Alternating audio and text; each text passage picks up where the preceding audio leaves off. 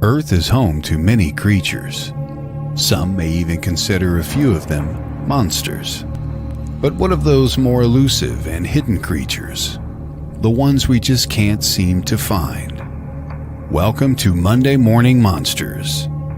Cryptozoologist and paranormal researcher Barnaby Jones talks about the unknown, mythical, undiscovered, and unidentified creatures from around the world, and the people who have seen them, look for them, and research them. Hear from witnesses about their encounters, as well as renowned names in the field about their work and research. Barnaby is the founder and lead investigator for Cryptids, Anomalies, and the Paranormal Society based in Wisconsin. CAPS travels across Wisconsin and beyond looking for connections between different phenomena and how they can all be connected. Now, your host of Monday Morning Monsters, Barnaby Jones.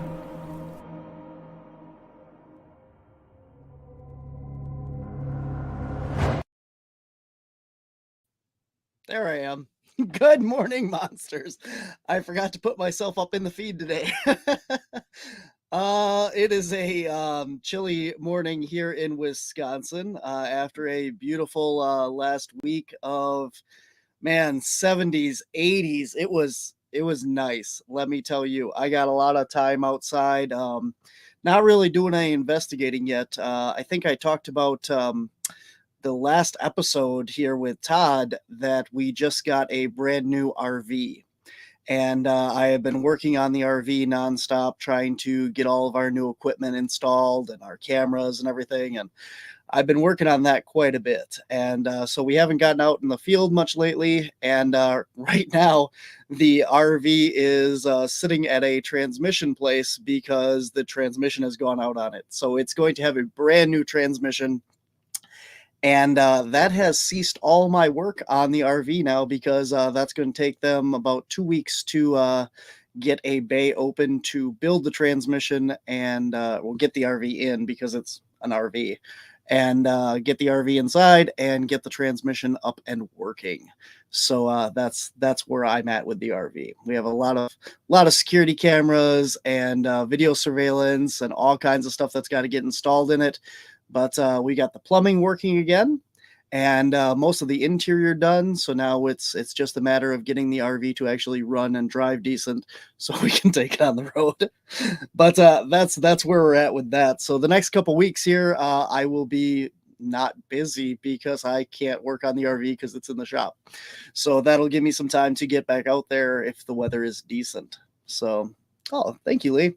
Yeah, it's not a big deal. I mean, I got the RV super cheap, and it's just a matter of, I'd rather invest the money in putting brand new parts into it and know that it's going to work than buy a expensive RV and still have the same problems that I do now and be out a lot more money.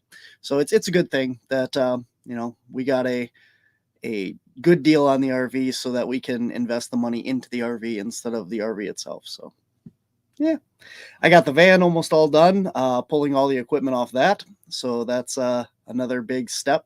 All of our lighting, our 360 lighting that we got, the big light bars, those are all off and ready to be installed on the RV when I finally get it back. So what am I doing after the RV is done? Well, let's get to it.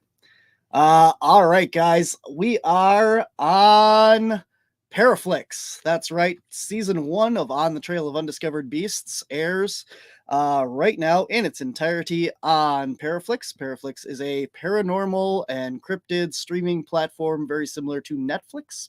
You can catch all of your favorite paranormal shows and all of that stuff on there, as well as I think they have like music videos and talk shows and all kinds of stuff on Paraflix.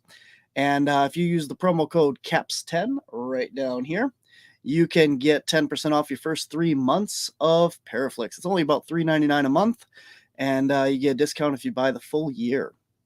So you can show your support for Wisconsin Caps. Head on over to wisconsincaps.com, and you can get logos of all your favorite merchandise and all of our shows and stuff and show everyone how much you like our work.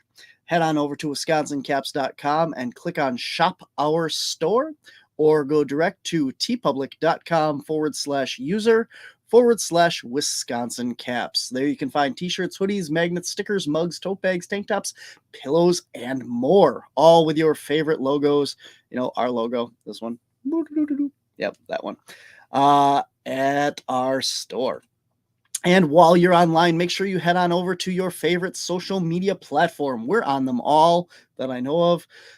You can find us, Wisconsin Caps, on Patreon, Facebook, Twitter, TikTok, and YouTube, or WI Caps on Instagram. You can also find a page for Whispers from the Dark, our other podcast, as well as Monday Morning Monsters also has its own page as well, where you can find show notes and links to some of the stuff that our guests have on each and every week here.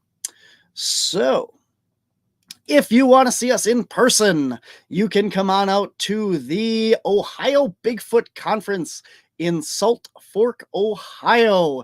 It is going to be May 6th. That's right. It's coming up in just a couple weeks here.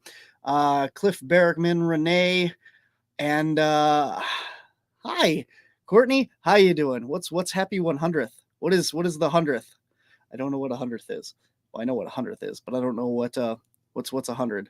What are we celebrating 100 of? We are going to be in Salt Fork, Ohio, and the vendor area is free. You can come out and shop the vendors at this great event. Otherwise, isn't this my 100th episode? I don't think so. Monday Morning Monsters aired June last year. So at most, we've only been going for about a year, and a year is only 52 weeks. So I think we're only at 52 weeks. We just, a couple months ago, we did the 100th episode of Whispers from the Dark. That was a couple months ago. Now we're up to 111 or 112 of that show as well. So, but thank you. I appreciate it. Love that. Todd's just wrong. It's okay. After Salt Fork, Ohio, we're going to head back to Wisconsin May 20th for the Hodag Heritage Festival. They're going to have bus tours, cryptid speakers. Chad Lewis is going to be there. Hodag vendors, we're going to be there. Food trucks. This is the third annual. It is a lot of fun, a lot of stuff. We are also going to be doing a Bigfoot hike after the Hodag Heritage Festival. I think it's at like 7 o'clock or 6 o'clock at night. You can get tickets for that on our website. We're actually going to take you out into the woods and show you some evidence that we had captured, tell you some stories, and have all kinds of cool fun with Bigfoot as well at the Hodag Heritage Festival. That is at wisconsincaps.com. You can click on that and get your tickets for that. So that is just something we're doing. That's not part of the actual festival, but we'll be there. All right, June 3rd, Canton, Ohio. It is the Small Town Monsters first annual Monster Fest. And we are going to be at this event as well. A lot of great presenters and speakers: Lyle Blackburn, Cliff Barrickman, Lauren Coleman. Our guest today, Amy Bue, is going to be there as well. And we can talk about that when she comes on. She is a school teacher. So she is actually teaching school at this moment. So she should be joining us momentarily on the show here.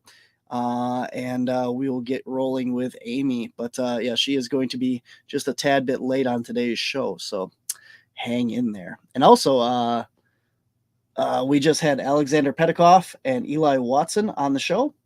And spoilers, we'll get to this in a little bit, but Seth Breedlove is going to be my guest coming up on my new show. And we'll talk about that in just a little bit. And then the Marinette Menominee Bigfoot and Paranormal Convention is coming up June 9th and 10th at the Best Western Conference Center in Marinette, Wisconsin. Friday the 9th, you can come to a VIP dinner with Angela Zabel, Chad Lewis, Christopher Noel, and myself. You can get one-on-one time with all of us and ask us your questions, talk to us, pick our brains, and have dinner with us. And then the 10th, we will all be speaking. And we will have vendors. And at 7 o'clock on Saturday, we will also have a gallery reading by Angela Zabel. This event is sponsored by Paraflix, Paralinked.com, Ravenwood Gardens, CAPS, and American Ghost Walk Tours. So hopefully you guys can get that out. You have until May 15th to get your VIP tickets. That will get you into the gallery reading, the speakers, and the dinner. So if you want to be a part of it all, you got to buy your tickets by the 15th so that we can get a head count for the dinner. And June 17th, we head down to Chicago. This is going to be a great event put on by Jack Chavez. He's a good friend of mine, and he has done amazing shows down there. Always a good time. June 17th from 12 p.m. till 7 p.m. Over 80 vendors. That is not an exaggeration. This guy has got an amazing event and a lot of great speakers. I will be down there speaking about cryptids of Wisconsin and Illinois. And Chad Lewis will be there as well. And I keep meaning to look up the rest of his guest list, but I know the two of us will be there, and I know he's got everything from metaphysical to UFO to paranormal, cryptid, everything speakers for this event, so it's going to be a good time. I'm losing my voice already. MI Paracon in Sault Ste. Marie in August. And the Great Lakes Paranormal Convention, Glen Beulah, Wisconsin, September 22nd through the 24th. Chad Lewis, Tobias Wayland, myself, Mike Huberty, whole bunch of cool people. Jason Hawes, Adam Barry, Sherry, Lyle Blackburn, Dave Schrader, Sarah Loomis, Jeff Belanger, Shane Pittman, Richard Estep, Diet Renee, and Christina Bloom from this station will be there. Expedition Entity. And it's going to be a great event there. If you guys get a chance, there's also going to be paranormal investigations and tours of the schoolhouse and the Sheboygan Asylum. And I know that myself, Tobias, and a bunch of other guests here will be doing tours with the customers. So if you guys want to come out and do paranormal investigations with us, I don't know which days we're going to do that, but maybe it's on their website and you can check that out. You can come out and investigate with CAPS and the rest of these awesome people. And CryptidCon is coming up in November, Lexington, Kentucky. We're going to be at this event again for the third straight year as well. And then, ladies and gentlemen, it is my sadness to say that I will be having one more show after this week on WLTK-DB. And then I will be going over to another network. I've been offered a great opportunity to work for Doug Highcheck on the Untold Radio Network. And so you can catch me at the same time, noon to 1 p.m. on Monsters on the Edge. And it will be noon to 1 p.m. And my first guests will be I'm messing. The Hodag guys, Ben Brunel and Carrie Bladorn will be talking all about the Hodag and the Hodag Heritage Festival and the history of the Hodag. And also I have on the show, I'm drawing a blank, Jay Bachochin. We got to record his interview because he can't come on live, but Jay Bachochin has recently seen a Sasquatch here in Wisconsin. And so he'll be joining me on the first episode of Monsters on the Edge. And that will debut the first Monday of May. So you guys, that's what we got to look forward to. And I'm sorry I'm leaving the network. I really am. It feels like a big family here. And I appreciate everybody that has, followed the show here and, my fellow hosts and stuff. But if you like the show, if you like what I'm doing, head on over there and support me on that network because it's a big deal. It's a big opportunity for myself. And I have the support of, everybody here on the network. So that really means a lot to me. So thank you. Thank you, Courtney. Like I said, same time, just different network. So if you guys want to stay tuned and check that out, so that would be awesome. My guest is not here yet. Like I said, she is a school teacher, so she is going to be joining us momentarily. I'm going to go ahead and read you here some of her highlights because it is quite a long list here. So you can get to know Amy before she gets here. Amy is the co-founder of Zoobook and member of the Olympic Project. That's really cool. Up in the Olympic Peninsula, they have nests that they have found up there and all kinds of stuff. I just had Shane Corson a couple weeks ago on the show, and he was also from the Olympic Project. Oops. She is the head of Amy's Bucket List Expeditions, ABLE. Some bat time, different bat jail. Nice, thanks. And she is also a former investigator for the Bigfoot Field Researchers Organization. She is a writer and an educator from Ohio. She became interested in the search for Bigfoot after seeing something strange in Ohio's, I'm going to slaughter this, Mahoning County in 2012. Her main research areas are the Forest County in Pennsylvania, it's Allegheny National Forest in Ohio's Columbian County. Amy has traveled to Michigan, New York State, Kentucky, Oregon, Washington State, West Virginia, Texas, Arkansas, and all over Ohio following leads. Much of Amy's efforts have been put into her Project Zoobook, a group she has co-founded and coordinates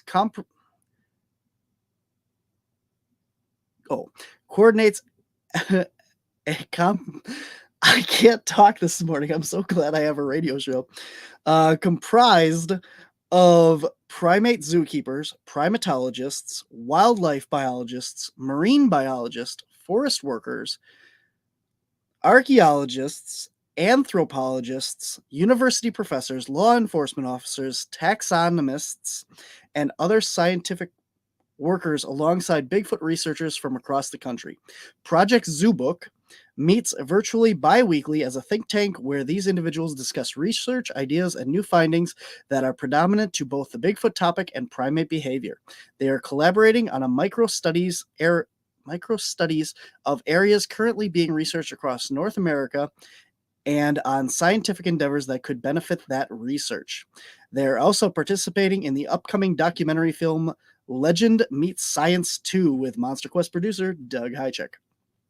Project Zoobook's wish is to carry on the research and researcher and wildlife biologist Dr. John Bendernagel's work of making the study of Bigfoot less taboo. Amy was given the International Bigfoot Conference's 2018 Dedicated Researcher Award for her work with this group. If you're a scientist and interested in learning more about Project Zoobook, contact Amy at bigfootamy@gmail.com. Amy is also an active speaker and has spoken at events and organizations such as the Gatlinburg Smoky Mountains Bigfoot Conference, Oregon's Beachfoot, Ohio's Creature Weekend, Washington's Meadowline Falls Bigfoot Festival, several outdoor hunting and fishing conventions, Ohio State Park Systems, and the Ohio Division of Wildlife and its Auburn Society. Creekfoot. A well-loved biannual Bigfooting event in Ohio was created by Amy and her research partner, Tina Sams. Amy has also appeared at such venues as Horror Hound Weekends, Fact or Fiction Festival in Indianapolis, and at the Spokane Valley Sasquatch Roundup in Washington State. While in northern Washington, she participated in filming a documentary for the Extreme Expeditions Northwest called Bigfoot Encounters in the Pacific Northwest. More recently, she has appeared in the documentary A Flash of Beauty, Bigfoot Revealed. She was also recently featured in the newly released book, The Bigfoot Influencers by Tim Halloran, and in the Wall Street Journal. Amy also headed up a group of women researchers on an expedition in South Carolina, spoke alongside the Olympic Project at Washington's Sasquatch Summit, and was featured in the December 2019 2019 issue of Sasquatch GQ magazine by Chitan Noir. Besides numerous podcast appearances, Amy was recently interviewed on Coast to Coast AM. Amy has upcoming plans to research with the Navajo in Arizona and had the honor of being invited to research with the Blackfeet tribe in Montana, which she did this past summer. As a writer, Amy's articles on the topic have been published in California's Bigfoot Times, which was Daniel Perez. I had him on a couple weeks ago. and as far away newsletters as Norway and Australia. She is currently writing a book about Ohio's Tom Page, one of Peter Burns and Roger Patterson's financial backers and a partner in their adventures. In between giving time to those efforts, Amy completed her certification classes through the Ohio State University to become an Ohio certified volunteer naturalist. For the past 7 years, she has spent time gathering evidence while doing a long-term micro study of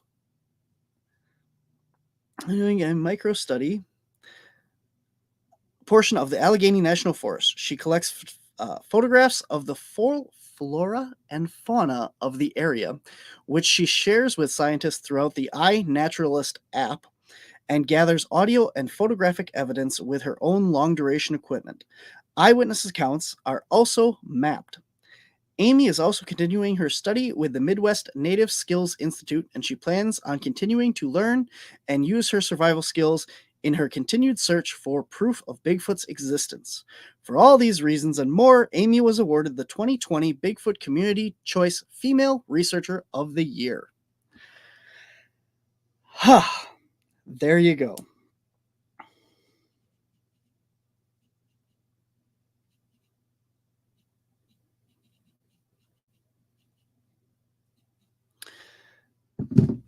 And now we are just waiting for her to join the show. So, like I said, she is a school teacher, and she was going to jump on here as soon as she could after her class let out for this afternoon. She's on lunch. So, I am not reading that again. No. I got you see last week's episode. I read Todd's full biography, and this one was even longer. This was like, oh, you heard it. It was impressive. So while we're waiting for Amy, if you guys have any questions, I can't answer anything about that. I can answer some of the stuff of what that is, but while we're waiting for Amy, if you guys have any questions for me about any of my research or yep, I just read the comments and start laughing. That's right. All right, that was a good show. Thanks, guys. That's our show for this week. I'll see you next time. Yep, that's all I got. So, like I said, Amy should be joining us shortly. But if you guys have any comments, she is a wealth of knowledge. I mean, just looking over her background there, I mean, some of the stuff that she's done with Project Zoobook is amazing. She has been recommended as a guest for this show by several other people that have been on here. That is an amazing group of people that she has put together, from, let's see, where was that? Primate zookeepers, primatologists, wildlife biologists, marine biologists, forest workers, archaeologists, anthropologists, university professors, law enforcement officials, taxonomists, and scientists working alongside Bigfoot researchers. So this is just a huge group of people that she has with Project Zoobook. And then not to mention, all of her research. Let's talk about John Bendernagel for a little bit here, because as she said in there, she is trying to continue on his research. And John Bendernagel was one of the founding, I think one of the four horsemen of Bigfoot. He was right there in the beginning with all the research that was going on. And all right, what do we got here? Dr. Melba Ketchum raised her money for the DNA study. We could talk about that. Yeah, I like I said, I reached out to Dr. Ketchum, and she has not gotten back to me, unfortunately, for this show or the other one. So I mean, like, obviously she's very busy, but yeah, so as we talked about last week, she is working on a DNA study of trying to map the Sasquatch genome and just do DNA testing of all these creatures like Dogman and just all. Let's pull it up here because we can, because that's what we do here. I can do things. I can multitask. That's a lie. I really can't.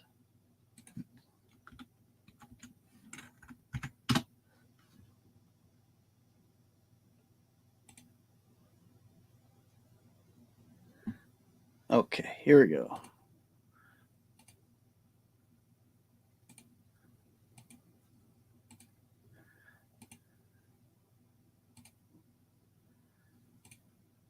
Ta-da! All right. The Cryptid Genome Project by Dr. Melba Ketchum here. We're raising research funds for genetic research. Sampling includes Bigfoot, Dogman, giants, and others. The object is to prove the relatedness and origins of these species. The fundraiser is to complete the study. Massive amounts of data have already been obtained. Donors will be kept abreast of the progress with a signed NDA. Thanks so much. Dr. Melba Ketchum. So far has raised $22,707 for this project. And her goal was 20,000. So she has reached that goal. That is awesome. For those of you who don't know, she has also done this in the past, where she mapped a lot of Bigfoot DNA study. I'm tired. I'm sorry.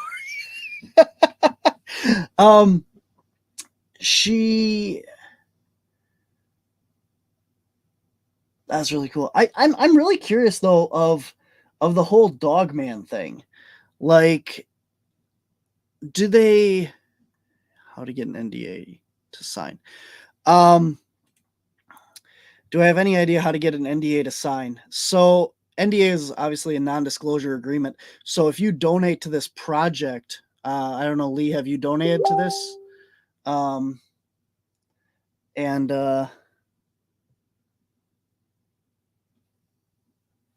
That's Amy. There we go. Amy is now talking to me. So Amy should be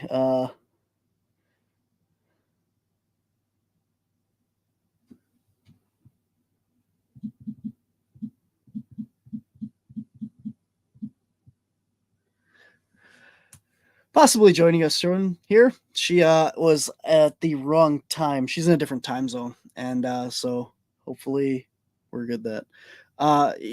Lee, you did donate to this. Where am I watching from? Hi, Lee. Okay, cool. Very cool, Lee. I don't know. I actually have not donated to this. So I'm not aware of where you get the NDA. I would assume once the project starts and they start doing the work in that, you'd be able to reach out and try and get it that way. So I don't know.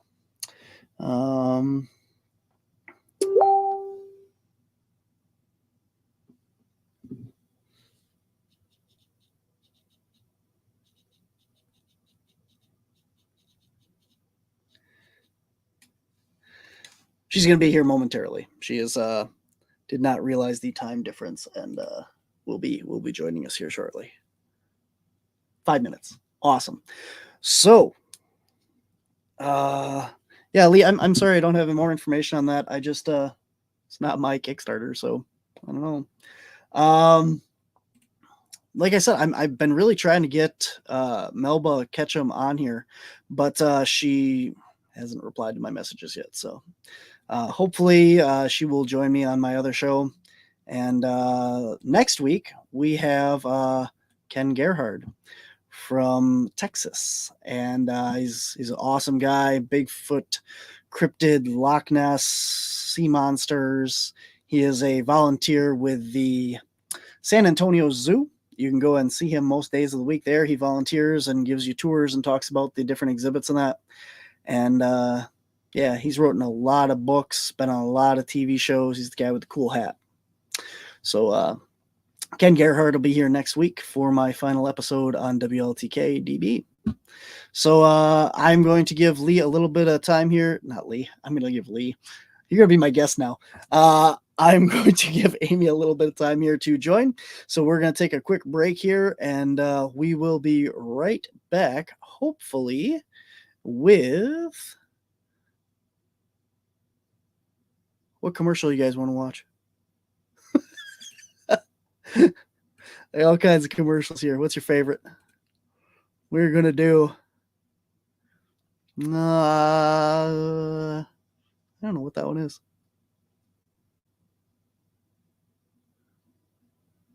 We'll do this one.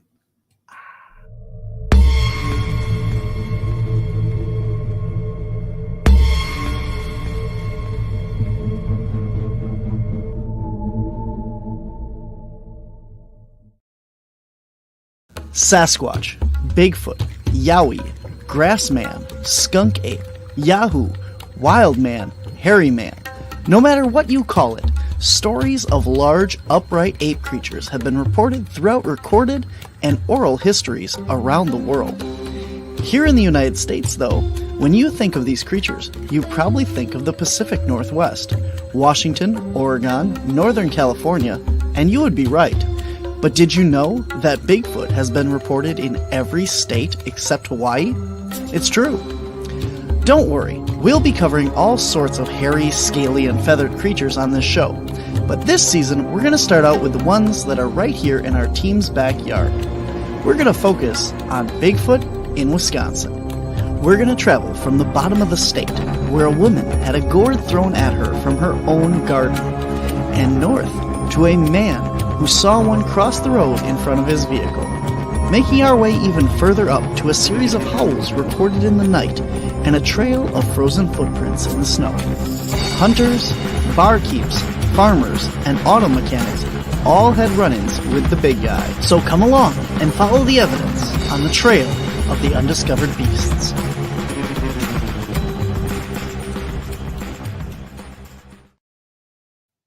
All right, we're back.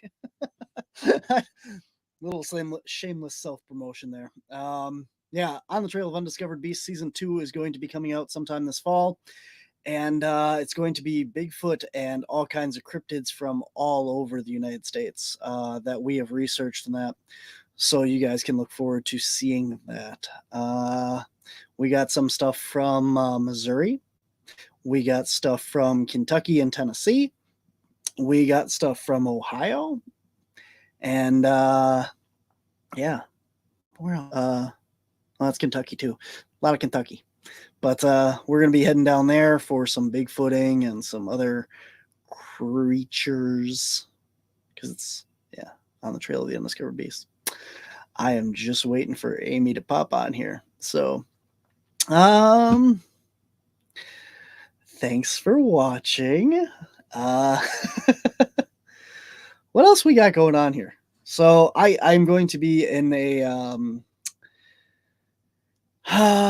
Kenosha, Wisconsin, this fall for a library talk.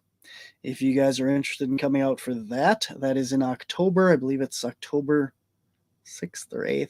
I'm still waiting for the promotional stuff to come out for that. There's going to be a really cool event in Oshkosh coming up in October as well that you guys can get tickets for. It's going to be another paranormal event, so not cryptid, but paranormal. There is the Milwaukee Paranormal Con in October. And yeah, I know I'm missing some stuff. Oh, I have another event in Indiana coming up, but I haven't gotten the final paperwork for that yet. So that one is in November. I think that one's in November as well. Yeah. So quite a ways away. But yeah. I got a lot of stuff going on, but a lot of it I just can't talk about yet because I don't have all the information. There we go. All right, we got Amy. So now we're good to go here. As soon as she finishes popping up here.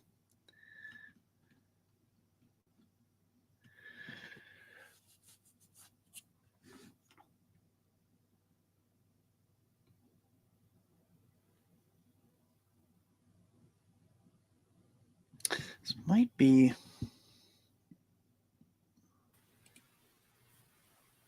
Hey, can you hear me? Yes, can you hear me? I can hear you. I can't see you. Oh, gosh. I can see myself on your screen. It might be an issue on my end. I know I've had this with another guest that it didn't work, but they were actually there. So I'm not sure. Give me 1 sec. We're going to take a quick break here, and I'm going to reset, and I will be right back in. And then we'll be all good. So sorry. That's all right. 1 sec.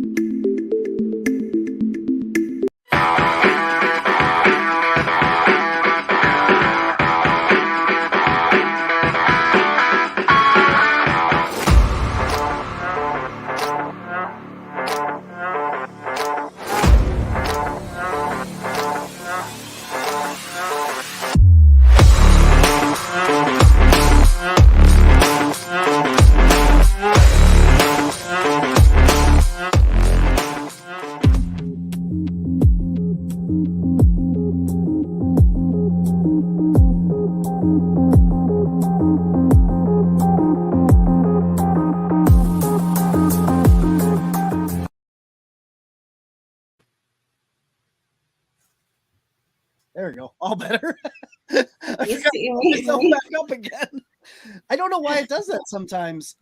Like I had another guest too where it just came up a white screen, but they were working. So there we go. All right, we're all good. Amy, how you doing today? Oh, I'm fine. I feel so bad. I ended up having doctor's appointments today.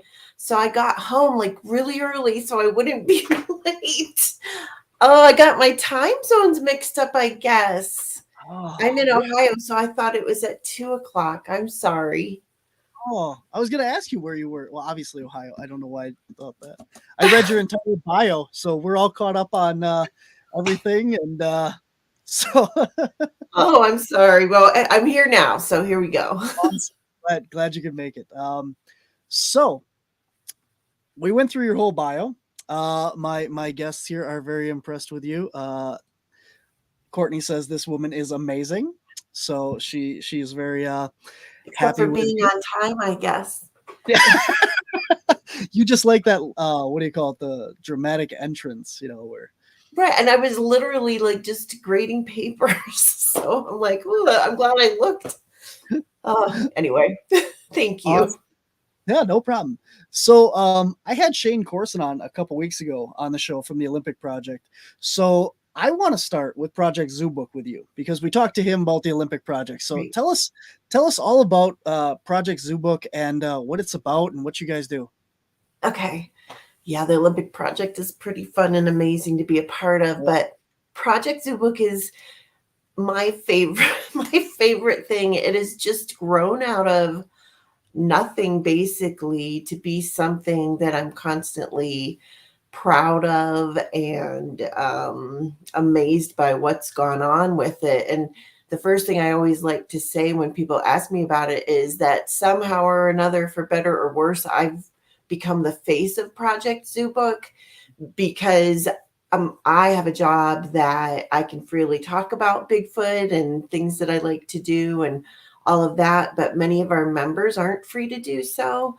So I don't feel, and I'm not trying to be self-deprecating or anything. It's just the truth. Like I'm not what's important about Project Zoobook when it comes to the people that are in it that are the ones that I feel like are going to make progress in this field, but I'm the one that can talk about it. So I do so knowing very well that, I'm a teacher. I don't even teach science. I call myself a citizen scientist, as do a lot of us, because I've learned more about this wonderful world of ours and animals than I ever thought that I ever would.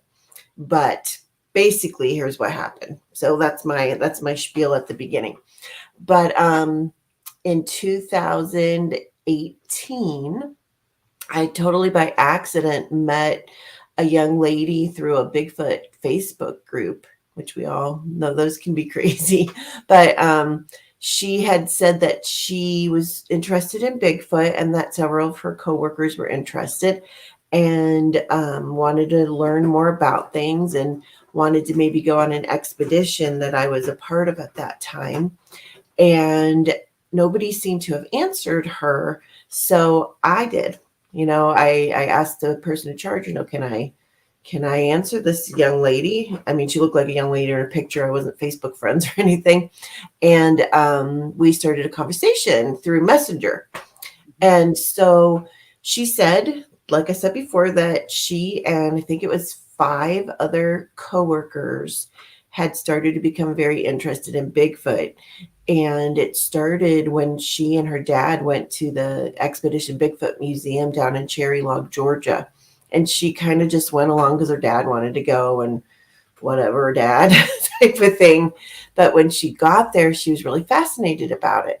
So I thought that was really cool because, you know, I love my coworkers that I have, but none of them really want to sit there and talk about Bigfoot with me. But she said that they had a little lunch club where they would all either read the same book or listen to the same podcast, and they would talk about Bigfoot. So at the time when I first started talking to her, I had no idea what she did, you know, what these coworkers did.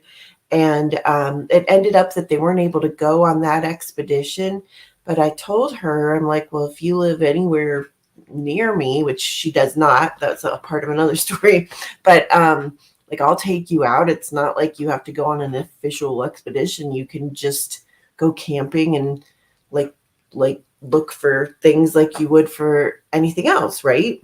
And, you know, I always like to say that I'm the world's worst Bigfooter because I never find anything. But I also don't make any promises about finding things. So, you know, I told her, just because you go doesn't mean you're going to see anything, but let's go.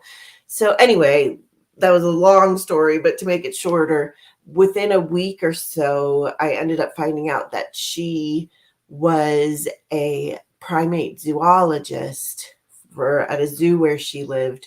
And she told me this, and I'm like, oh, and then it kind of clicked. And then she said, yeah, and all the other people in my Bigfoot lunch club are also primate zoologists, and they were all the primate department at this particular zoo.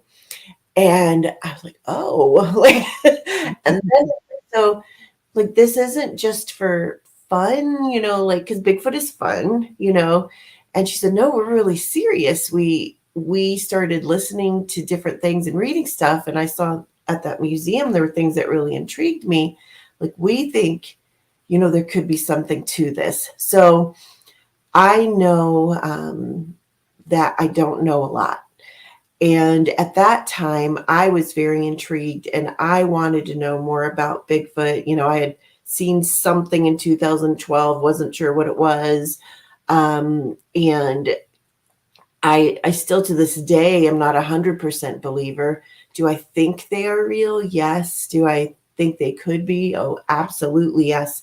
But I have my days that I'm still, you know, I've never had that smoking gun experience. So I have my days where I'm still like, what if they're not, you know, what if they're not real? Anyway, I knew that I wanted to get her and her coworkers in touch with people that had, number one, been doing this longer than myself. I don't think there are any experts out there, but there are people who know more about different things, you know. So by that time, I had become friends with and gone out to the Olympic Project, you know, different times. And those, you know, Shane and Derek Randalls were like to the first people that I talked to. I'm like, well, I have these scientists who are interested. What do I do with them? You know? And Shane came on one of the calls, and some of the local researchers here came on the call, and it was just a phone call, like a group phone call. And I had to figure out how to, you know, patch everybody in, and it was really great. And then, as you know, the years went by, you know, I'm skipping some different things, but as the years went by, then Zoom, you know, became familiar with that. It was still on a phone call where we were kind of joking around, and we were like, oh, we should call ourselves something. Because by that time, we started right away being like every other Thursday night at this specific time, because you had West Coast people and East Coast people and everybody in between. When's a good time to meet? And we were like having guests on, or we'd have a topic of the day. And it started seeming a little more formal. We're still pretty casual, but, it seemed like, oh, like we're actually a little thing here. So what should we call ourselves? And I forget who came up with the name Project Zoobook, but it just came about because, as those original primate zookeepers would say, just because they're interested in Bigfoot doesn't mean the curator at their zoo would approve, because to a lot of people out there, we're looking for leprechauns or something like that. Nothing against leprechauns, I always say, but, or Smurfs, like we're looking for Smurfs. They don't see it as a legitimate thing to look into. So we're like, oh, well, like Project Blue Book was for the aliens, and that was like all kind of on the down low. Maybe we'll be Project Zoobook. Ha ha ha. And so it just ended up, started kind of lightheartedly, but it has grown into this thing where now we still meet every other Thursday evening, and on any given Zoom call, we'll have, 40 and above people, several who are researchers, but more are scientists from different persuasions. And the main reason I do podcasts like yourselves, although it's fun and I enjoy meeting people like you, but it's also to get more scientists involved, and it's worked. So at this point, we have primatologists, we have anthropologists, marine biologists, wildlife biologists, taxonomists, just all kinds of really smart people who are either simply what I still call myself a lot of the times a hopeful skeptic that's interested in this, or people who have seen them. And so again, we still have guests, we have different topics of the week, and it's never really slowed down. It just keeps growing. We consider ourselves kind of a think tank, where we're not like claiming to be the first group of scientists, or hopefully not the last. We're not claiming that we're doing some kind of, I don't know, like super secret stuff where we have Bigfoot's caught somewhere, and not telling anybody about it. Sometimes I get a little bit of shade thrown at me for keeping things, what people see as secretive, but I don't see it as secretive. I see it as private, because these people some of them are risking their jobs and their careers that they've worked very hard for, to look into something that mainstream science still kind of frowns upon. So that was a really long answer. But that's basically what we're doing. We have like a lot of side projects that we do. We're all over North America. So a scientist might get together with a researcher and they go off and do their own side projects. So it's very exciting. Awesome. Lee would like to know if you accept new members. We do accept. Oh, go ahead. She says she's not a scientist, but she wears glasses. It's funny. We do. It's kind of a process. We are primarily looking for scientists, and that's funny. I'm not a scientist either, Lee, so I also wear glasses part of the day. But we're always looking, for people with different perspectives. A lot of times what happens is somebody will come in as a guest to talk about, like, maybe they're a witness, that they're going to talk about their experience. Maybe they have some kind of special knowledge that they'll come in as a guest and then they end up staying. I made the mistake one time. I was on another podcast where the host caught me off guard, and he was like, I want in on one of those. And he was like pretty forceful about it. And so I was like, oh, okay. And I learned that lesson, because as soon as we were done with the show, I'm like, shoot, because I can't make that decision myself. We have a core group of members. It ended up, my hesitation with having him on was well-founded, because the more I didn't know him and the more I got to talk to him, he didn't seem like he was taking our the privacy of the scientists real seriously. And like, since that time, he's pretty much called me out on that and been like, there's no reason you have to do that. And so I kind of listened to my gut. I'm glad that I hesitated at this point. So if you're listening, I stick up for things more now. But to get back to Lee's question, go ahead and email me, Lee. It's bigfootamy@gmail.com. And we love having guests and things on. And usually that's how it is. I have to run it by that core group. And then, tell me what it is you'd like to talk about.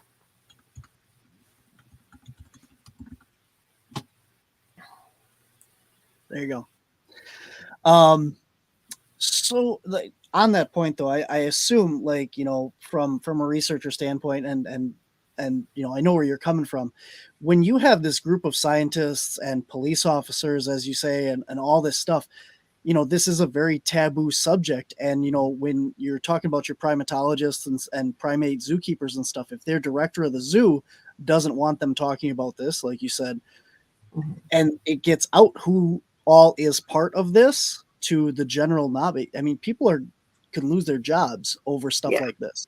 So it's really very important that you get the right people in there that are going to respect it and treat it with the professionalism, Right. And people think that I'm being dramatic when I say that, but I'm truly not trying to be. I wish everybody could just come in, it's nice having somewhat of a smaller group because everybody gets to talk too. They can ask people questions and there's not a million people in there, but it's serious. And even if they weren't going to lose their job, they could lose funding for different projects that they're involved in. And that's important.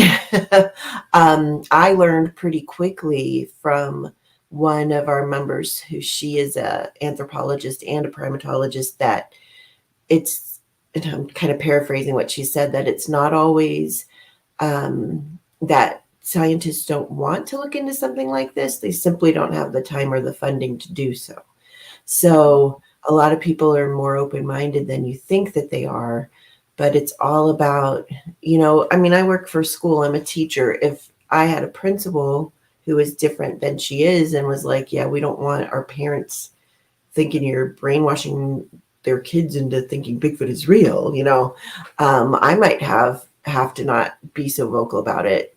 At this point, I'd probably go somewhere else, but I just have a luxury of being able, I don't care if people make fun of me. It doesn't affect my life in any way, but it really can. Yeah. And police officers, people who work at different parks, and state parks, national parks that we've dealt with, don't always have the luxury of being able to say, hey, I'm kind of into this. And they certainly don't have the luxury of saying, I saw something. Hopefully that will change someday. We always say our goal, just like the Olympic Project, is to make things less taboo, just like Dr. John Bindernagel wanted that to happen for science. But so far, we're making some headway maybe, but it's not all the way there yet. We are coming up at the end of the 1 o'clock hour. I can go until 1:30 if you're good, Amy. I'm good. I thought that's when I was talking. Yeah, I really want to talk to you, and I have to get to work at 2, but I have until 1:30 to go. So if you're good with another half hour, we're good. I am. My time slot goes from noon to 2. I just got to get to work. So right. I got you. Awesome. Perfect. So let's, and I totally understand all the confidentiality and all that stuff, but let's get into a little bit about some of the stuff that you are doing with Project Zoobook. What are some of the things that you have learned, or when you have these experts or these scientists involved in this, what are some of the more interesting scientific stuff that you can put together between the average citizen scientist Bigfooter and a primatologist? What are they seeing that's convincing them that these things are real? Right. Well, when I first met them, I was very interested in Bigfoot, but I didn't know that much about gorillas or chimpanzees or anything like that. Why I hadn't looked into it more, I don't really know. I was more just taking people's stories and all of that kind of thing. But, the reason that they were interested were things like I'm trying to think like off the top of my head, some of the different things. It could be as simple as like the swaying motion that's described in different eyewitness accounts. When they ended up hearing about the Olympic Project nests, two of those original primate zoologists flew out with me to Washington State and looked at the nests. And I always say that that moment when they crawled out of that brush, I mean, like some of that you have to almost like belly crawl through to get to that original nest area. And just the looks on their faces, they never have said like that's absolutely Bigfoot that has made that. And Shane and Derek don't say that, but the looks on those two scientists' faces when they got done really taking a look at how they were set up, how they were built, where they were located, the food sources that would be there, the fact of how remote these were. There's a means of egress with those slide marks going down from the nest. There were the two rocks with the grooves in them that they found. All of that, the audio that has been captured, the footprints and handprints and hair samples and everything, just when they came out of that area, the looks on their faces, I was like, oh my gosh, like they're real. I remember that feeling very distinctly, because when you're talking to somebody who not only works with large primates in captivity, but one of them who's been over in Africa and seen the nests that gorillas make and, can put all of that together, it's really interesting. What we always say is not only should, even if science isn't interested in whether or not Bigfoot made these nests, something did. And it sure doesn't seem like a hoax. It does not. Could it be? Anything could be, right? But it sure doesn't seem to fit that. And, they brought in the bear specialist and the wood rat specialist and all those other things and can't figure it out. I just feel like it's something worthy of looking at. So anyway, getting back to Project Zoobook, just having those scientists be able to go out there, take a look at that, and they were astounded, because that's the only word I can think of to come up with what they were feeling right after that was pretty big. We've talked a lot back and forth with the scientists and the researchers about perhaps that's kind of a nursery, area where young would be able to be born, in a lot more seclusion. The food sources that would be available. Is there a viable breeding population? Could there be a viable breeding population? What would that take? Where would they be more likely to live? Where should we as researchers be looking? Just those very simple things. And again, we're not the first to ask these questions, but to have people that we think of a question and we can go, hey, what do orangutans do? How often do they give birth? And do you think this or do you think that? Just having these minds, that can give us answers. Like, I know you can Google things, but it's very different to be able to talk to a person. One of our members is one of the leading experts in North America in mountain lions, also involved with some different endangered species, and even one that was thought to be extinct, and we think now that it's not. I can't really talk about that yet, but hopefully in the next year or so they're going to be coming out with some information about that. One of the things that I got to do last summer with some of our Project Zoobook scientists and members was go out to Montana to the Blackfeet Nation, and we were invited out there to camp on their land.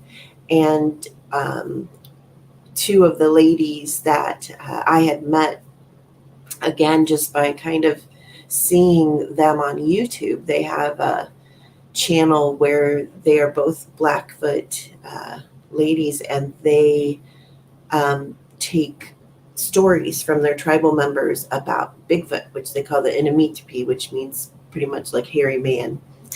And so they took us out to show us different places where the hairy man is supposed to live, and different encounters have taken place. And it was, I mean, that's personally my thing that I love the most, are all the Native American stories, and why that's personally why I truly believe that Bigfoot could be real has a lot to do with those. Because just like, you know, you look at cross river gorillas, you look at even mountain gorillas, western lowland gorillas, which used to be cryptids, you know, and you look at how the natives over there, or the new orangutan species from 2017, or billy apes, or whatever you're looking at over there, just like the natives said they were hairy people, wild people, hairy men, whatever, in the woods, and Western scientists poo-pooed that and said those are moral tales, or those are, you know, just legends. They're not. And so I strongly feel, and a lot of us in Project Zoobook feel, that the same could be happening with our own Native Americans and First Nations peoples here, that we're just kind of listening to these stories, if we're listening to those stories and thinking, oh, that's just to scare your kids out of the woods, you know. No, I don't think so. Because when you talk to the natives, you know, on the Blackfeet, Blackfoot, they're kind of interchangeable, reservation, it's just a matter of fact that the Enemy are real. Same with the Navajo, you know, same with lots of tribes in America. So we are hoping to do more and more with different Native tribes to collaborate with them. So that's one cool thing that we have going on now, and some things in the works for that. We have a lot of different micro study areas. My particular one is in the Allegheny National Forest, since I'm close to Pennsylvania. I live in Ohio, but I do most of my work out there. I just have a section of that forest where I get a lot of reports from, where I have my cameras and recorders and everything set up. And then I use not only the scientists as a resource for different things, but this whole Bigfoot passion of mine, I guess now I went back to school, became a certified volunteer naturalist. I started taking survival classes, things that I never thought I would do in a million years, because I'm so passionate about this and I want to know what isn't Bigfoot out in the woods. So another thing we got to do last year was a Wall Street Journal reporter. I don't know if you talked about this before I came on. He contacted me, and he and a photographer who she put in, like, she fought for that for that assignment because she was so interested in Bigfoot, flew all the way from Alaska to be able to be there. And so some of us went out and, you know, told them about what we're doing. And that was very scary because of the privacy of the group. We're like, you know, is this worth the fact that this reporter could just ream us? You know, it could be like, these crazy people are out there, and, you know, and he could have done that. And we knew that it was a risk. But I went to the core group, and then we kind of expanded out, and I'm like, should we do this? Well, it ended up that it was great because he was very fair. The only thing I didn't like was that I think that article starts with us like banging on trees and howling and stuff like that, which I don't really usually do. But he said he wanted the whole experience. So I'm like, okay. But he was very fair, and he came on a couple different Project Zoobook Zooms, and he talked to all kinds of people. And I still talk to him sometimes, and he's very interested in it. So it went from a little article just about like this like fun little Bigfoot event that he thought, oh, well, this would be something fun to talk about, to something he's like, I had no idea that all of this was going on, and he's very intrigued by it. And we've gotten different opportunities through that, and more scientists through that. So I'm trying to think of what else we're doing. We just have a lot of different irons in the fire, I guess. So do you have all the researchers from like the US and stuff? Do you have other scientists from around the world? And do you have like, do they see similarities between, like the Yaren or the Yahoo and Yahweh and stuff like that? Do the different primatologists from, if you have them from around the world, do they all kind of meet on the same there, or? We have a few that we've talked to and that different Zoobook members have talked to. We've only had one scientist on an actual Zoom, just simply because of the time difference. It's hard to get everybody together, but I think it was on a Sunday, we had Gareth Patterson, he wrote the book about the secret elephants. He came on and it was amazing, and they have a known cryptid over there in South Africa or Southern Africa. And that was really fascinating. And it was very similar. And it was very eye-opening to a lot of people, because where you have these elephants that people can't even seem to track down, let alone, some type of a bipedal creature out there in that same area. But he's one that we've talked to, and he's in there in the group, so he'll contribute when he can. I would love it. I would love to have scientists from around the world, and we would make sure that we do more weekend Zooms for those who can come. So that would be amazing. So far it's mostly United States and Canada, but I have a couple anthropologists over in Great Britain that I talk to personally. We were part of a study from a university in Wales where a couple of the scientists there have talked to us. But no, so if anybody's listening to this from other countries, that would be great. The Yowie and everything, like you said. Yeah. I've reached out to a couple people in Australia, and I haven't had much luck of anything over there, mainly about like the thylacine and stuff. And I can't get anybody to come on and talk about that. But that's always interesting, because there's so many other creatures, and I am familiar with Gareth Patterson and the secret elephants and stuff over there. And I think there's a whole chapter in his book about these upright hominoids or whatever that they saw when they're looking for these elephants. Well, they can't find the elephant, but they find Bigfoot, and it's just like right. And then he wrote the book. He had the secret elephants first, and then he wrote Beyond the Secret Elephant. So that second book is all about those creatures over there. So it's really good.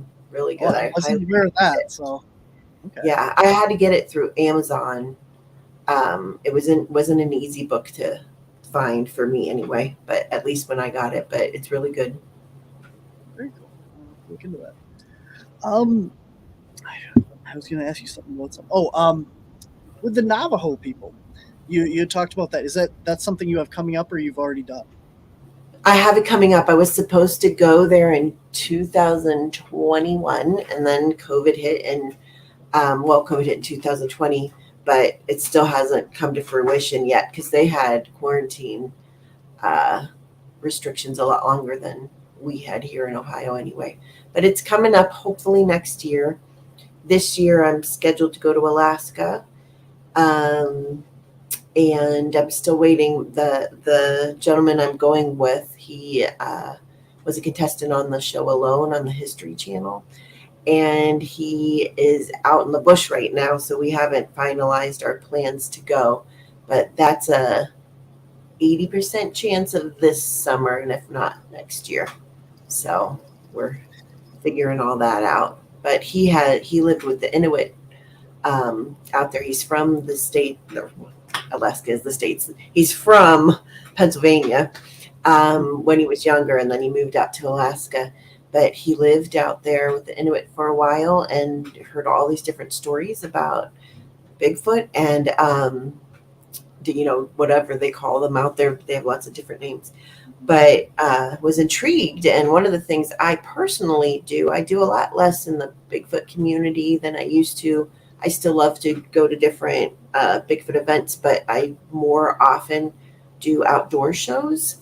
So I'm out there, I'll be right between a coyote hunter and, a fishing charter group speaking out at those. And then I talk about Sasquatch at my table, and I get a lot of reports that way.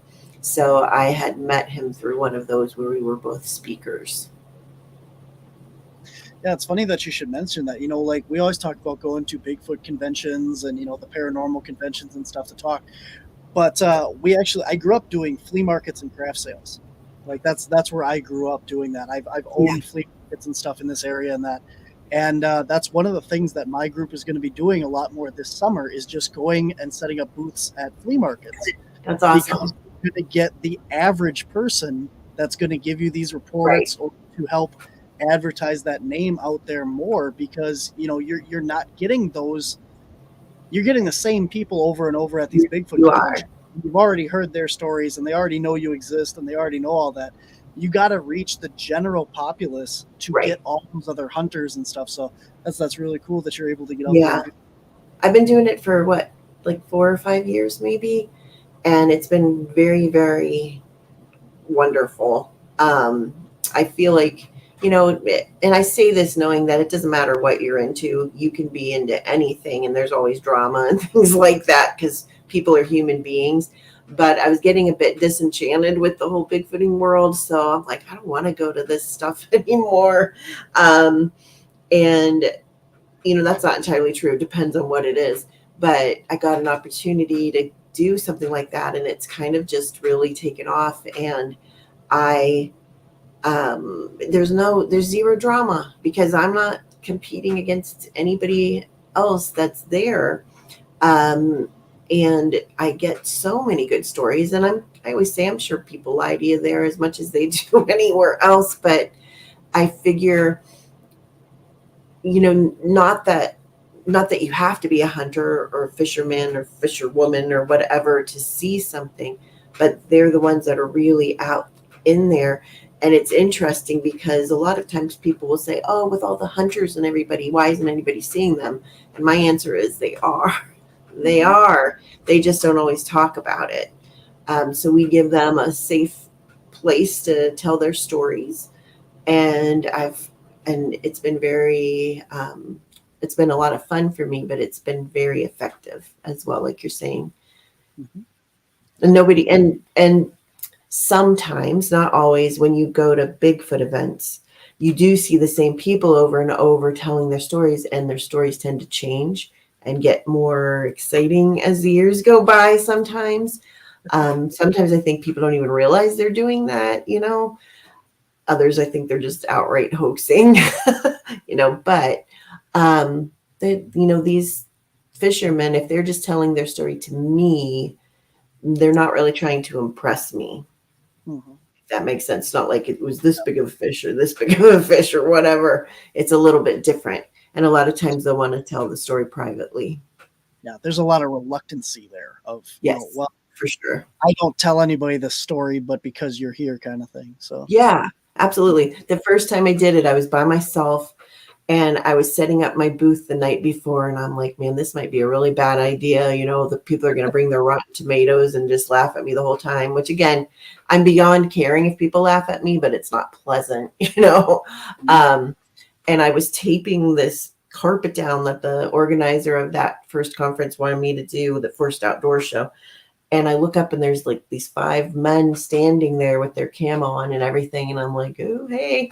And it ended up being other vendors that wanted to come over, and they all had a story for me. And they got excited about it because they don't normally talk about that.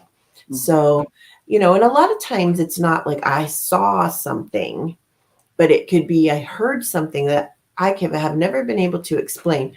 When you have a lifelong hunter say that, it means more than if, I went out there and I didn't know what something was and I'm not familiar with that. But you have like this hunter will have seen something, and this one heard something, and this one found some footprints, and put it all together, and you get a story of an area that you never had before. So it's very valuable information. At the beginning of the show, since we're on this topic, we were talking about you're going to be at the Small Town Monsters Festival here talking. So besides this one, this is June 3rd in Canton, Ohio. You and a lot of great speakers, Lauren Coleman and Seth Breedlove, Cliff Barrickman, Lyle Blackburn, all the Small Town Monsters guys. Where else are you going to be at? You know, this year I have taken some time off, I guess. I just got done doing a slew of all those outdoor shows, like from January until the last couple of weeks. It was every other weekend or every weekend, like bam, bam, bam, bam, bam, bam, bam. And it was outdoor shows, outdoor shows, outdoor shows. So, and then this summer, I'm supposed to be in Alaska for quite a long time. So I haven't scheduled a lot, but I do have in May, and I cannot remember the date. I can try to look it up. A friend of mine, David Wickham, has a conference in Ohio, in Coshocton, Ohio, called the Sasquatch Triangle Conference. So I'll be speaking at that one. I'm doing a lot more local things this year because all of my money, like I fund myself. So I took on like 1 or 2 extra jobs to raise money for that Alaska trip. So last year I was out in Medellin Falls, Washington. I went out to Idaho. I've been out to Texas. I've been to different places, but this year it's been more like Alaska or bust. So I haven't scheduled a lot of other things, which is fine with me because like I said, I have friends in this community and I do love it. I love a good Bigfoot conference and everything. And I would love to do more. I'm not saying that at all, but I've put a lot more of my energy and time into either being out in the forest myself or talking to people who are. So not really a lot of other places that I'm doing. I'm trying to think that I'm doing like official Bigfoot talk. I do a lot of libraries and things like that. My mom was a library clerk, so I like to do things and different things for kids since I'm a teacher myself. Very cool. What grade do you teach? I teach 5th through 8th grade. And they're crazy, but I love them. What topic do you teach then? You said you didn't do science. Yeah, I teach language arts of all things, which is funny. So that's what I'm saying. So Lee, when you were saying you're not a scientist, I'm not technically one myself. Although, like I said, I went back and got different schooling. If I were to do it all over again, I'd probably maybe do something more in that field. But I think we all can be citizen scientists for sure. Yep, absolutely. Mm-hmm.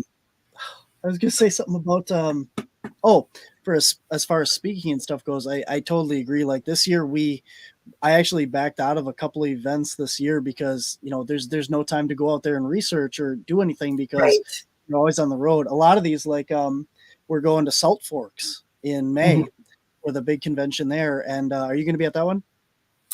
I won't. I used to help with that one, but I'm not. I no longer go.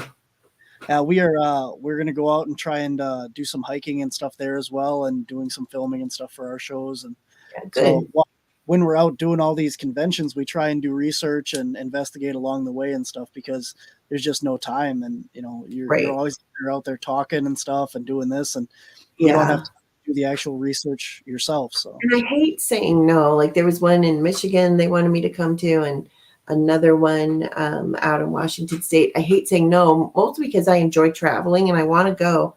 It's just like at some point you have to, figure this isn't my first love, what I love to do. Like, what do I want to put my energy into? And then I'm also trying to finish my book. That's a priority for me this year as well. So that has been difficult for me because the subject of my book, he passed away right in the middle of us writing it together. And so it was hard to get back into it because I felt kind of lost. Like I want to do him right, but I'm like, okay, I got this. And I really want to get that done as well. That's awesome. I hope you do. So that's going to be really interesting for Bigfoot people, I think, when it finally hits. Can you tell us who it is or? Sure. Tell us all about it then. No, sure. It's a gentleman. His name was Tom Page. A lot of people haven't heard about him, which I totally understand, but I feel like people should have heard about him. And I got to meet him many, many years ago when I first started getting into Bigfoot. And I just had this feeling that there was more of a story there than people knew, because basically he became a financial backer for both Roger Patterson and Peter Byrne after Tom Slick passed away. And everybody kind of, well, a lot of people knew better, but a lot of people that even had heard of him thought he was just money, because he was a well-to-do guy. But I'm like, well, there had to be more to that, because why? Like, why pay for them to do these different things? And so it took me 2 years to find him, because I knew he was from Ohio. I couldn't find, he was no longer at the last address that somebody was able to provide for me. I knew he was older. I had heard that he might be sick. And I called all these different nursing homes, but a lot of them couldn't even tell me if he was there or not, because of privacy laws and stuff. So finally, it was like this whole adventure trying to find him. Finally found him after 2 years. I get his phone number and I call him, not really knowing what to expect at all. And he answers. And I was like, Mr. Page, I don't expect you to remember me. I met you briefly, so in such and such a place. And I said, all I want from you is I really want you to tell me your Bigfoot stories. And he was so excited. He was just like, oh, nobody ever wants to hear those stories. My family doesn't even want to hear those stories, that type of thing. I did meet with his ex-wife and one of his daughters, because I wanted them to get to know me, and that I wasn't after anything or just some crazy lady, trying to take advantage of their dad or anything, because truly all I wanted was stories. And boy, did I get those stories. So myself and my research partner Tina and my mom a couple times would go. We found out where he lived, which wasn't even that far from me at the time. I mean, it's a little bit of a drive, but not that far. And we would take him to lunch and he would tell us stories. And then I would go and do that a lot myself, just by myself. He let me record him, told me all kinds of stuff. We had started writing stuff down together, and it was just amazing. Just the different things that they had tried before Roger passed away, that they had planned on doing, that they tried doing. And I can tell you that he was a big game hunter, and he was very interested in the Yeti at first. And then when the Patterson Gimlin film came out and he's like, oh my gosh, we have something here. That's when he started, turning his focus to North America. But I can tell you that he wasn't, he said to me that he wasn't 100% believer either, but he was enough of one to spend an awful lot of money on helicopters and just all these different things trying to find evidence. He was like me, you're almost there, but you want to see, have a really good sighting for yourself before you're all in. But he had a lot of faith in Roger Patterson. I know, people have different tales about Roger and, a lot of different thoughts about him. But Tom definitely had a lot of faith in him and what he had seen. So I think it'll be fun, and it'll show a different side to all that time period. Very cool. Very cool. Yeah. Now that you mentioned, I am familiar with him and his name and stuff, but yeah, I'm not, obviously as in depth of knowing anything about him as you are. So that's really cool. I look forward to that. I think it's really important.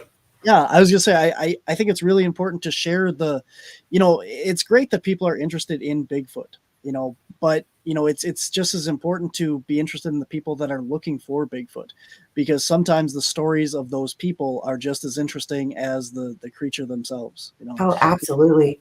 I've become friends with Robert Morgan, who lives about an hour from me right now, and he's one of those guys that was back in the day on Unsolved Mysteries and all that kind of stuff. And he's just a charming, wonderful man still. And to hear his stories, like he needs to have a movie written just about him and his life, even without Bigfoot in there. So yeah, I love getting stories from people. That's awesome. My other show, Whispers from the Dark, which is my other podcast, we record it at the events that we go to. And there are so many times where people come up to me and they have stories and they want to talk about it. And you can see it in their eyes. The fear, the unknowing, the I don't know what I saw, but Right. this is it. And they don't want to tell the story on the podcast. They Right. don't want to. They want to tell you. I said, well, do you want to share your story? No. But I'll tell you. Okay. Right. Oh yeah.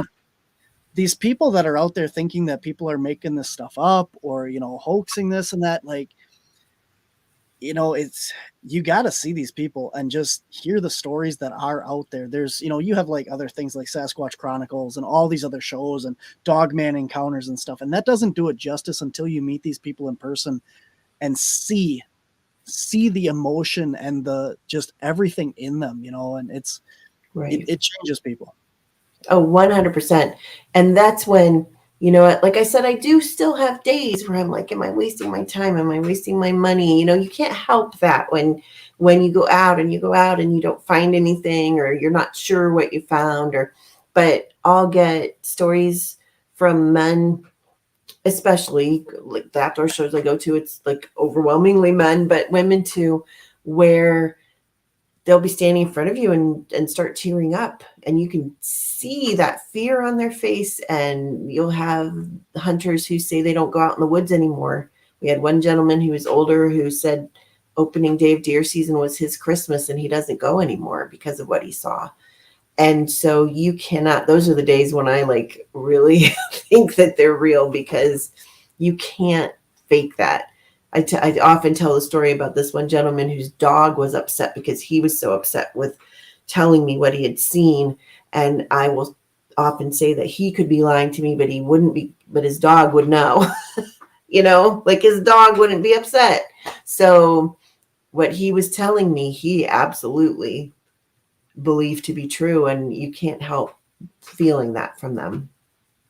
And on the flip side of that, you have people who, that I know are hoaxers. I have proof that they're hoaxers, and I know that they're hoaxers. I don't feel it's my responsibility to necessarily tell the whole world that. I believe that they're going to eventually be found out. But I think you have to have a good balance between not believing everybody, no matter if they have a bunch of awards or if they've written books or have a bunch of people who say how great they are. You have to be careful of that, just as much as you have to be careful about not believing someone, just being like, oh no, they didn't see anything. You have to go in with an open mind, but you have to be willing to look at everything, I think. Courtney says her brother had an encounter. They got stuck in the woods while rock climbing and their cell phone flashlight died. He still tells this story to the day and believes it was a squatch. Yeah, you get that a lot. That's what does Cliff Barrickman call it? Murphy's Law, because Murphy's a Sasquatch, and if it can go wrong, it will go wrong around him. And it's definitely had that experience myself as well. But we are coming up on it is 1:30 now. So if you guys have any questions for Amy, put them in the comments and we will get to them. Amy, we put your email up there, bigfootamy@gmail.com, for anyone interested in more about the Zoobook project. But Amy, where else can people get a hold of you or send you sighting reports and stuff? We're working on a website right now. It's been in the works for a while, but again, like we never thought it was going to be something that people would want to talk to us. I know that sounds funny, but you know what I mean? Like you're just like, oh, okay. So that will eventually get done, and hopefully soon. There is a link in there, but it just comes to me at that Bigfoot Amy address. So go ahead and do that. I'm on Facebook if you want to friend request me. It's Amy Bue is Bue, and it's right there on your screen. Instagram, all that kind of thing. But we are working on that website where people can ask the scientists, like different scientists, different questions and things like that. So that'll be up and running hopefully not too long from now. Awesome. Right now, it's pretty much a mess. Well, Amy, I'm also part of the Olympic project, so they have a website too. So, oh yeah, definitely. It's been awesome talking to you finally and getting you to come on the show. Thanks for sticking around here a little bit later as well, and hopefully you can come back and hang out with me. I don't know if you obviously missed the beginning of this. I'm actually going over to Doug Hychek's network, Untold Radio AM. Oh, great! I love Doug. He's often in on Project Zoobook meetings, so he's been a great resource for us for sure. You have been, from my guests, you have been one of the top people recommended to me to have on the show. Oh, thank you. Shane and one other person even as well had said that I should talk to you. I can't remember who the third person was, but yeah. I appreciate that. Thank you. And if you ever have me back on, I will be sure I know what time it is. We'll definitely have to have you back on. Let me know. Keep in touch when your book comes out. We can come on and talk about that some more and some of the stories. And we got to hear some of your experiences and some of the evidence and stuff that you've got out there as well. Would love that. Thank you. No problem. Thank you very much for joining me today. All right, guys, that is Amy Bue, and she is from Project Zoobook and the Olympic Project. Great having her on. And if you want to see her, you can go to June 3rd, Monster Fest in Canton, Ohio. She's going to be there along with a lot of other great people, and so will the CAPS team out there. So you guys can come out and meet us all and see us in person. But that's it. Amy, thanks again for joining us. And I got to pull up my thing. Hang on. I got to pull up my credits. There we go. All right, guys. Until next time, I'll see you out there. The truth is here and now on WLTK-DB Talk Radio at WLTK-DB.com.